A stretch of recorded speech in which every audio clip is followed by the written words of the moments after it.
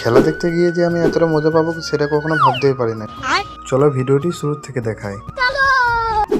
So hello guys, back to my channel. বিকালে যে সময়টা কিভাবে পার করবো সেটা বুঝতে পারছিলাম না। আচ্ছা, তাই আমি আমার ভাইকে নিয়ে মাঠে খেলা দেখতে যাচ্ছিলাম। আর যেতে যেতে দেখা হয়ে গেল আমাদের পাড়ার একটা কাকার সাথে। কাকা এমন ভাবে চলছিল যেন পন্দে ফোঁড়া হয়েছে। ফাইনালি কাকাকে ওভারটেক করে পৌঁছে গেল মাঠের মধ্যে। আর এসে পরেই দেখি যে এরা আমাকে ছাড়াই খেলা স্টার্ট করে দিয়েছে। ওই জন্য আমি মাঠের মধ্যে বসে খেলা দেখতে লাগলাম। তারপরেই চোখ পড়লো আমার এদের দুজনের উপর।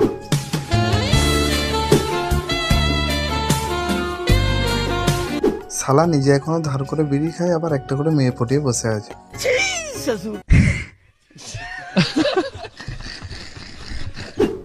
এরপরে একে আমি শিখিয়ে দিলাম যে কিভাবে বল করতে হয়।